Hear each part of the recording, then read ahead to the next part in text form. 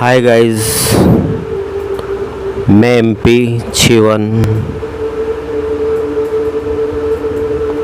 जय महाकाल वर्ल्ड में आपका स्वागत करता हूं। दोस्तों, मजबूरियां इंसान को समय के हिसाब से कुछ भी करा सकती है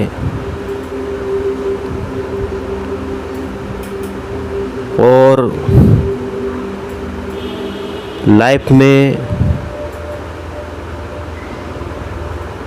मजबूरियां आती ही है, पर जो किसानों की लाइफ है उसमें भी फोकस होना ज़रूरी होता है।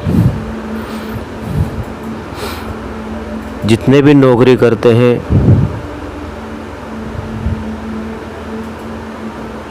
या बिजनेस करते हैं या बड़े बड़े पदों पर है, उनका तो एक सिस्टम होता है पैसे आने का माध्यम सरकारी नौकरियों से।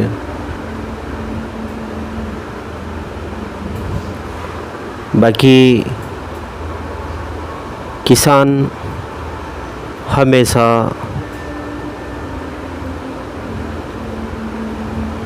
गॉड के ऊपर ही उसकी उम्मीद टिकी होती है।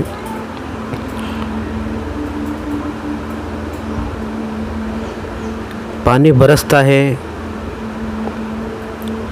उस पर उसकी उम्मीद टिकी हुई रहती है कि पानी आएगा या नहीं आएगा। नहीं आया तो मेरी फसल सूख जाएगी। नहर में पानी आता है, पर बरसात अगर कम होगी तो नहरें भी कैसे चलती है, चल ही नहीं सकती। और इसके अलावा एक तो होता है सिंचाई क्षेत्र, जिसमें पानी की आवक नहरों से हो सकती है, और एक होता है जो केवल बरसात पे आधारित किसान होता है। वह ट्यूबवेल वगैरह लगाकर फसल तैयार करते हैं। उनमें भी कुछ इंसान ऐसे हैं जो बेचारे किसान बनकर बैठे हुए हैं, बाकी उनके पास पैसे पर्याप्त नहीं होने के कारण वह अपने खेत पर ट्यूबवेल भी नहीं लगा सकते। और उसी किसान की जब हालत खस्ता होती है और उसी टाइम पे उसका अगर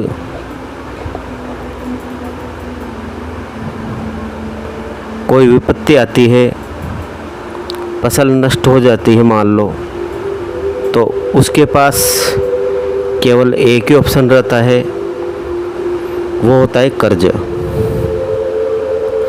किसानों का कर्जा हमेशा एक बहुत बड़ा सब्जेक्ट रहा है। बहुत सारी सरकारें होती है जो सहकारियाँ माफ़ कर देती है। ऐसी कोई भी सरकार हो, उनके लिए मैं धन्यवाद देता हूँ, और उनके लिए वही पर्याप्त नहीं है दोस्तों, क्योंकि जो सहकारी होते हैं नाम मात्र की होती है। उसका पूरा बजट, उसकी ज़िंदगी का पूरा बजट एक फसल के ऊपर ही टिका हुआ रहता है। और जब कर्ज हद से ज़्यादा उसके ऊपर हो जाता है तो एसटी की ज़मीन एसटी वाला ही ले पाता है, एससी की ज़मीन एससी वाला ही ले पाता है। ऐसे करके जितने भी भारत सरकार में जो डिवाइड कर रखे हैं ओबीसी, SC ST, जनरल। तो ऐसे करके ST की ज़मीन जब ST वाला ही लेता है तो ऐसे जो बड़े आदमी होते हैं मान लो, उन ज़मीनों का सौदा वो बिल्कुल कम रेट पे करते हैं। मान लो अगले के पास तो कर्जे की मुसीबत है, उसको तो कर्जा चुकाना होता है, नहीं तो उसके ऊपर प्रेशर होता है दिमाग में।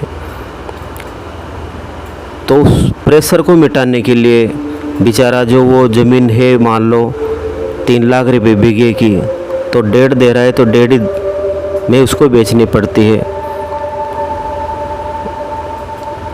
क्योंकि KCC बैंक से जो मिलती है वो पर्याप्त नहीं है। अगर उसी ज़मीन को वो 10 साल तक रोक लेता है, मान लो 3 लाख रुपए की ज़मीन अगर वो 10 साल रोक लेता है तो वही ज़मीन हो सकता है 15-20 लाख पे जाए, पर उसको एक सपोर्ट की ज़रूरत होती है। मैंने खुद ने एक किसान ऐसा देखा है जो बेचारे को मजबूरी में 10,000 रुपये बीघे के हिसाब से उसको ज़मीन बेचनी पड़ी, और ST के कैंडिडेट ने वो ज़मीन ली, बाकी बिल्कुल गिरी हुई रेट में ली। अब वही ज़मीन दोस्तों आज के हिसाब से अपन देखें तो 8 लाइन जो ज़मीन में सरकार ने अवाप्त की है ज़मीनें, उसी 10,000 रुपये बीघे ज़मीन का आज जिसने भी वो ख़रीदी है उसका यूँ सोच लो कि 13.5 लाख रुपए बीघा उसको मिला है।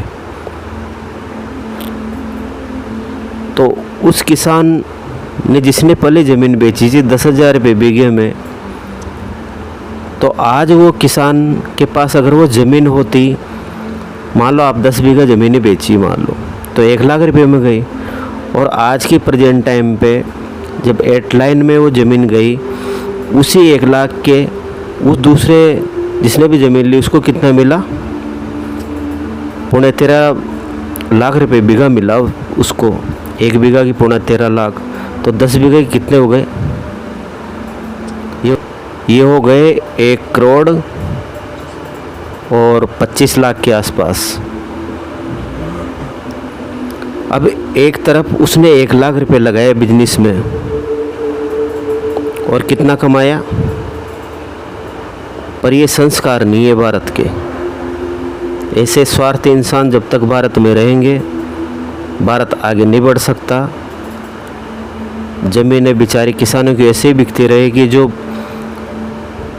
जिनके पास ज़मीनें कम है उन किसानों का शोषण एक तरह से हो रहा है।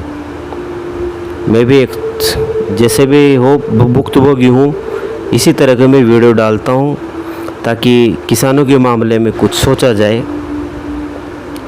आप टाटा बिरला की सबकी एक तरह से सोचते हो, उनको पैकेज देते हो रात के पैकेज, तो किसानों के लिए क्यों नहीं, जो अन्न उगा के पूरे भारत को देता है उनके लिए क्यों नहीं। एक तरफ उसकी उस टाइम पे मदद हो जाती, बैंक की गिरवी रख सकता है, मान लो 5 लाख रुपए बीघे की ज़मीन है, उसको 2.5 लाख रुपए देने में कहाँ संकोच हो रहा है। तो उसके पास तो 5 लाख की प्रॉपर्टी है, जबकि बैंक को बहुत सारी संस्थाएं सरकारी जो एक नौकरी वाले को तो 25 लाख का लोन ले सकते हैं आराम से मकान के लिए, तो ज़मीनों पे उतना लोन अवेलेबल क्यों नहीं हो सकता फिर। जबकि नौकरी वाले ने मान लो 1 साल बाद ही नौकरी छोड़ दी मान लो, उसके पैसे बैंक कहाँ से ये करेगा फिर। जबकि किसान के पास तो मान लो 5 लाख की ज़मीन है, आपने 2.5 लाख रुपये दे दी, तो 2.5 लाख रुपये सिक्योरिटी के तौर पर 5 लाख है आपके पास। तो किसान हमेशा लड़ता रहता है, अपने भाग्य को कोसता रहता है, ऐसा क्यों? 21वीं सदी का किसान ऐसी त्रासदी में क्यों है? दोस्तों, मैं तो एक प्रार्थना ही कर सकता हूँ, इस वीडियो को आगे से आगे शेयर करें। और हम सब एक तरह से किसान ही हैं। अगर धरती माँ का पुत्र किसान अगर ऐसे ही कर्जे में फंसा रहा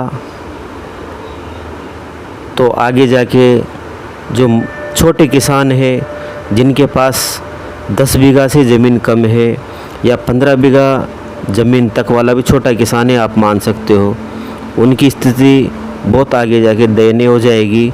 और इससे अपना ही देश कमज़ोर होगा। अभी हालात आप देख ही रहे हो, अफ़गानिस्तान के अराजकता वहाँ फैली हुई है। जो सरकारें चुनकर वहाँ पर बैठी हुई थी और वो सरकार की जो राष्ट्रपति साहब है वो भाग चुके हैं वहाँ से। जब अपने पड़ोसी मुल्क का ये हाल है दोस्तों, तो फिर भारत को भी थोड़ा संभल कर रहना चाहिए, क्योंकि भारत में हम सब रहते हैं तो एक किसान है उसमें रहता है। अगर वो मजबूत होगा तो 70% देश अपना मजबूत हो सकता है। और भारत की नींव एक किसान ही है। नींव जब मजबूत होगी तो भारत में कुछ बाहर आ सकती है। दोस्तों, ये खेल तो ऊपर वाला भी समझाता है, पर हम इंसान समझ नहीं पाते। समुद्र भरे हुए हैं, आप उसमें जाके पानी डालते हो तो समुद्र में कुछ हलचल नहीं होती है। आप कितना पानी डाल दो पुलिस, और वही पानी जब जहाँ ज़रूरत होती है सब जगह बरसता है, तो घरों पे हो के, वो छतों पे हो के, वो नालियों में इकट्ठा होता है, नालियों से नाले पे जाता है, नालियों से समुद्र ये नदी में मिलता है, और नदी समुद्र तक उसको पहुंचाती है। तो कोई भी राहत पैकेज अगर किसानों के ऊपर हो तो उनके पर्सनल खाते में डाला जाए, ताकि वही पैसा मार्केट में भी आएगा और विकास दर इससे ऊंची हो सकती है। उसका जो 2% या 3% में किसान जो पैसा लेता है मजबूरी में, वो हट जाएगा, उसके दिमाग से टेंशन ख़त्म हो जाएगी, तो वो खेती भी अपने तन मन से करेगा। उसको मात्र केवल धन की आवश्यकता होती है, और वो धन उपलब्ध अगर उसके पास हो जाए तो 99% उसकी जो मानसिक दबाव है वो कम होता है। कर्जा जिसके ऊपर होता है वही व्यक्ति जानता है कि कर्जा क्या होता है, और इस चीज़ से किसानों को थोड़ा उबारा जाए, यही मेरी सबसे प्रार्थना होगी। मैं तो एक छोटा सा भारत का ही नागरिक हूँ। बाकी